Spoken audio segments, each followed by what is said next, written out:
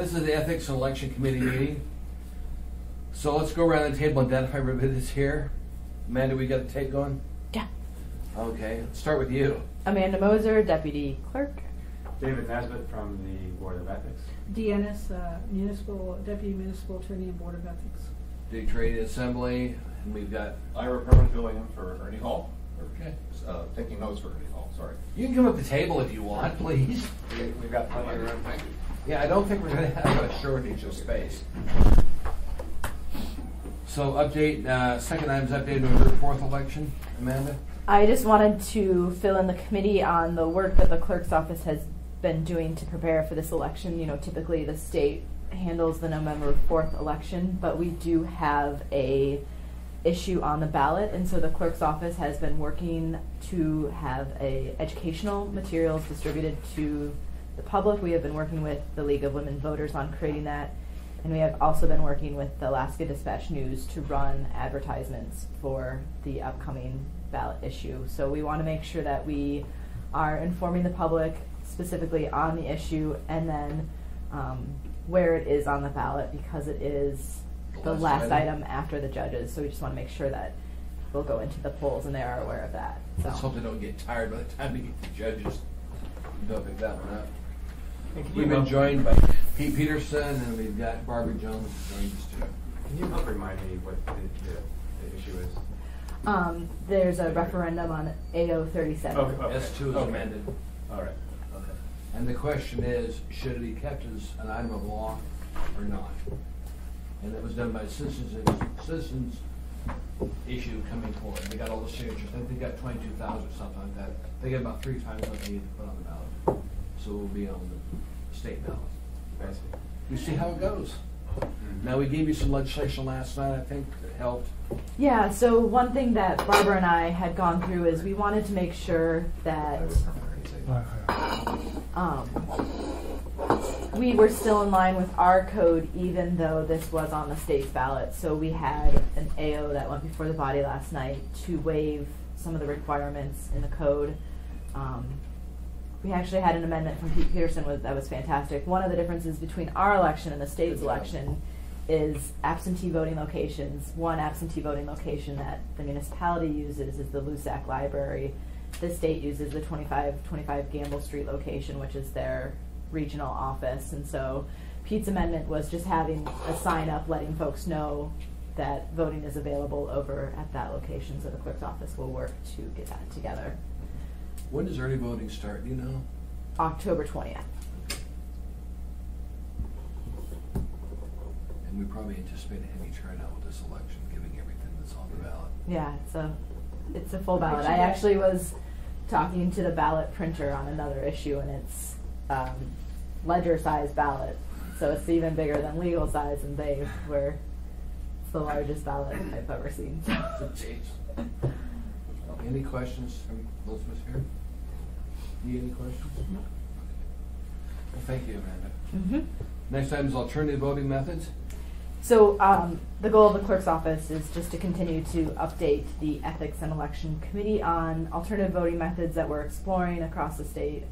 One thing we had talked about at the previous meeting was the Kenai Peninsula Borough was discussing moving forward with a by-mail election.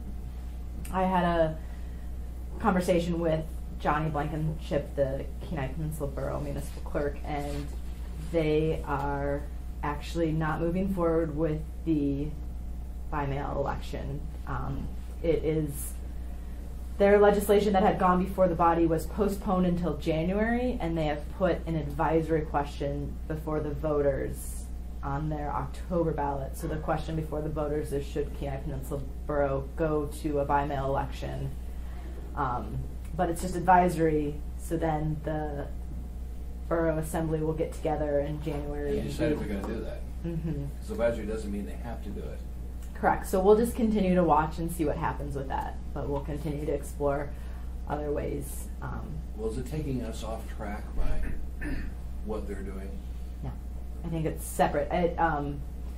It would have been something to watch them go through the process of doing it, but I think that we can continue to watch what other states do and other jurisdictions do and explore alternative You gotta voting head back methods. down to Seattle to watch them, and That's something that we could look into, and they definitely have they do move it down there. elections throughout the year. You know, they have the general election in November, but they'll, out of their central office, do run smaller city and county elections too, so we could connect with them about reviewing an election down there. You're a deputy clerk for elections, so please, if you need to go down there, go down there, and I'll support you when you need the funding on the assembly. Okay. 'Cause I want to make sure we can learn from other jurisdictions and see how they've done it. Because there may be problems when we go to that, but I just want to make sure we've seen most of the problems. Thank you. You can stay with my daughter. You what, Ernie? You can stay with my daughter. Good. Any questions from everybody here? Okay, thank you, man. Mm-hmm. Board of Ethics update. That's why you're here, Dave. Yeah, no, actually, I would defer to Dee. I don't think we had prepared when we thought we were just going to participate, but I would say we've spent the last 2 or 3 meetings on the resolution that was passed last night. And I think what it really... It passed. And I thought the comments by the assembly members were very interesting. There were some of the same issues that we had all struggled with. But what it confirmed in my mind is that the political activity code sections need to be updated. And there are I think there are ways out of the wilderness that I don't think they have to be unnecessarily political, that we think of a few policies. I have in my queue and my email today 6 or 7 new questions. You know, can bus drivers talk about AO 37 on the job? Can APD senior command officers testify before the assembly in their uniforms? I mean, it's sort of an all-consuming thing, and our code is torturous to get through. And as we explained to Dick, that resolution got through the ethics board. We had all these debates, but because we could not clearly say that the code prohibited it. Really not that the code said it was a great idea, and that it's just not fair when that code is written so obtusely on that particular subject. I mean, hindsight's great. We didn't have to write it. We weren't part of that committee, but we can see the weaknesses. And so I think the board at one point mentioned, geez, maybe we ought to be doing a rewrite. Oh no, it's the campaign season, not the time to do it. Boy, if I just kept all the questions that I'm getting every day and addressed some of those, because it clearly is not helpful to the general public. I have 2 assembly people questions per day about ethics things right now too. Can we do this? Can we do that? And it's sort of hard to glean from the code. So that's actually sort of my recommendation, is that we start doing some rewrites. Well, I think it would be helpful, Ms. Trainee, is I have some ideas already, maybe a meeting of this group saying, you know, here's some of our parameters. Let's rewrite the code within that. What are your real, this is a municipal code. APOC's a separate thing. We have some constitutional issues, regulated employee speech or something. Another one can, employees wear buttons. Is figure out sort of your parameters, and I don't think it's as difficult a process as it appears to clean that code up a little bit. It Much started more out as helpful. 5 pages, and then went to 55. And Yes. I think we need to take a look at it again. It may need to go to 60 or may down to 35. But nonetheless, we have some questions that need addressed, and we are looking forward to you guys coming and talking to us. One thing I would add too is that our role as a board has been changing too, and the types of items that we've been addressing. And I mentioned this last time at our meeting too, is that we're getting more questions from the assembly on what's allowed and what's not. Frankly, it's much more rewarding for us to be working on these projects than the ones when we were spending so much of our time on the teacher disclosure gift forms. That process worked very well. That amendment process, I thought, went very well. It started out and with our board, went through the different committees, it got approved for the assembly. It's helped us dramatically reduce that workload, and now we're on to things that I think are very substantive. Working with the assembly. That has brought some of these issues particularly to light.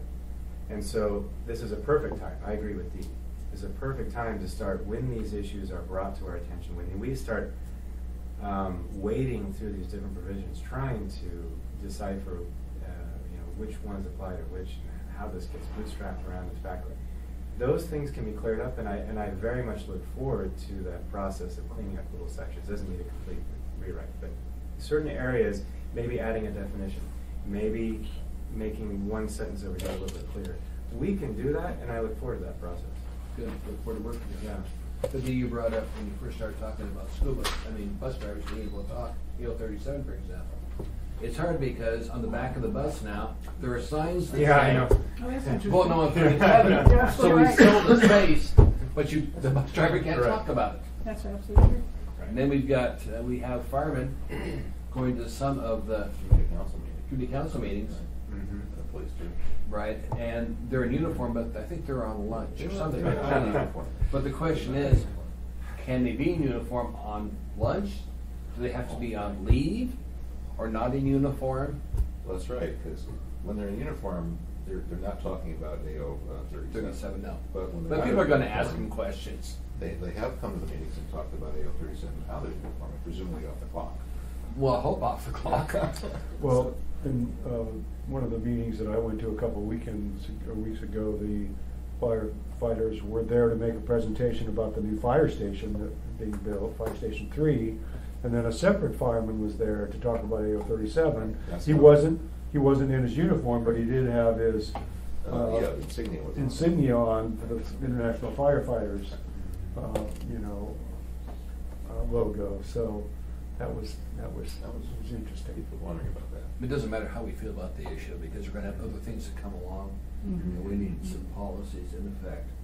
So if it's something else later on, the policies still apply to it. That's what we know about it. And when I was in the legislature, we constantly were sending issues to the lawyers. This, it's kosher for us. Is this ethical? And many times we would get back. One attorney would say yes, and the other one would say no, Yeah, love that and too. so we'd be sitting there going, "Oh, yeah, right. Here we go again." And then one thing I wanted to let this group know, I don't know how many of you are aware that we have, we now also use the administrative hearing officer, Glenda Regnart. I'm the city's ethics officer, but number one, I don't have that much time to do 80 queries every single day, but besides that, she's removed from the Department of Law. There's a firewall because she hears appeals from our office, and so we thought having a second attorney who's not associated with the administration. So we do have this person, we've put her online now, and she's doing a lot She's of work. fantastic. And Absolutely she has fantastic. time too. The administrative hearing officer is about, it really only has enough work for 68% of what she does, her time. And so we specifically said, oh, boy, do we have a big need here. Mhm. And again, attorney can do, and good opinion writer. Mhm. But as you bring that up, we had a difference of opinion, the board between what she thought about that resolution. And that's fine. Mhm. But anyway, we do have that extra help right now too, and I would bet she's would be a good code writer. Mhm. Good. 'Cause I know we had an issue with the new hearing officer last night we had to take care of relative to vehicles for hire going out the airport. Oh, that one, I heard. Her decision, we had reversed that last night administratively, legislatively by the body. So. And I haven't read that yet, so I know we had complaints come up, but, yeah. So, Not, it happens. Not going. Yeah, Oh. yeah, no, but that's what, she read That's the right, code she- one way, and that's her We job. read it a different way. Oh, I see. Yeah, and- no, that's, yeah. And or to the extent there was ambiguity, they said, okay, let's take care of it, let's change the code, and Yeah. that's what That's legislators what we do. did last night. Oh, So that was fine, in Very fact, good. that was helpful. good. It just happens. Oh, yeah. But thank you yeah. guys for all you do, and let me know how I can help you, Mhm. because it's an ongoing process. And I have a few things I want you to look into, Mhm. as you guys have a few things others want you to look into, so. I can say the board as a whole tries very, very hard to do the right thing. They really, really try, and we write, and one of the things that we really try to do, especially with this code, is to analyze the code in context of finding the right, where do we want to go with this? We don't want to get bogged down in certain minutia, and sometimes, and I think the board is very good at ultimately getting to the right place, most of the time. My colleagues on the assembly feel the same way, and so do the constituents. We had a testimony meeting last night Mhm. relative to Chugach State Park access. Everybody kept saying, do the right thing, Mhm. from their perspective. Mhm. And sometimes Mhm. they're opposite of each other. Mhm. So we appreciate what you guys do for us. Anything, Barbara?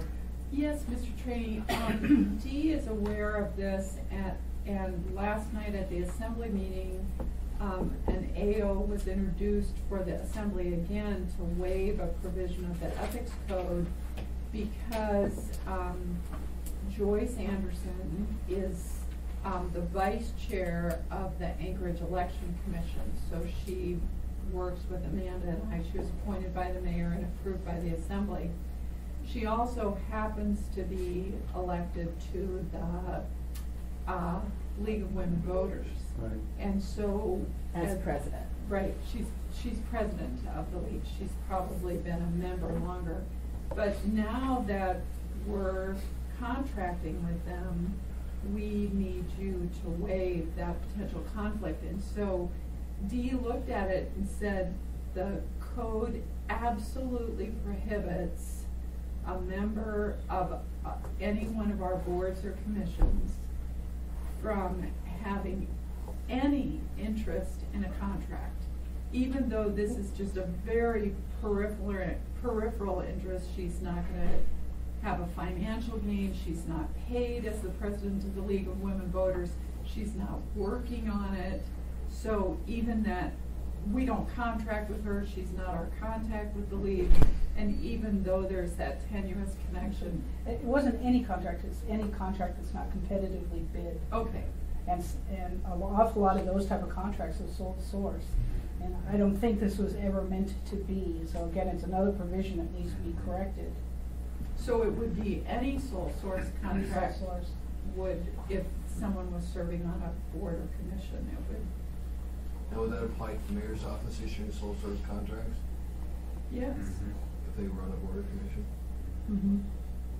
Again, That would be was, interesting. We'd have to have a whole nother section of employees to check that out. Well, yeah, and we ran this by Assembly Council, of course, Julia Pichette, and she was, you're right, Dee, that's what it says. Oops, that is what it says, because I said, isn't this code section a problem? So, that one I think we should change sooner, just quickly. I don't know how to explain that to everybody, but to just change it. And I think Julia understands it since she wrote the AO, but it's just another one of those ones that I wanted to bring up since you're talking about the Board of Ethics and them looking at code changes. That would be great if you could make that change too. Good.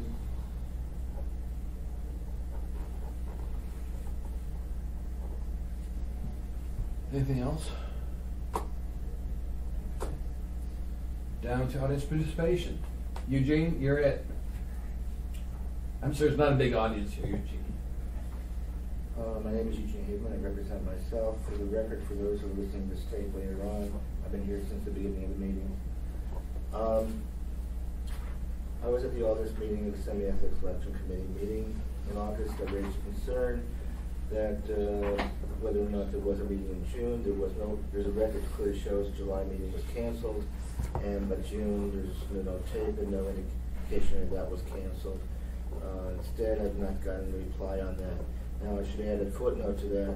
When I raised that issue at the Rules Committee on the side during a break of the meeting, which was last week, I also raised at the Rules Committee that there was like a 48-hour notice of the Rules Committee meeting. Well, looking at my records, it was less than 48 hours for the Rules Committee meeting you had last week, okay, which is getting pretty bad. And then in correlation to that comment, as I said in that conversation, my statement before at the Rules Committee, I have to watch this like a hawk on watching meetings, and I mean on a regular basis to catch those 48-hour notices. The Assembly Ethics Election Committee meeting had a September 9th meeting, and I missed that. And I'm trying to gather if there was any appropriate notice on that meeting at all. I did listen to the tape audio. Ernie Hall was present, presiding on that meeting. I caught his voice and heard.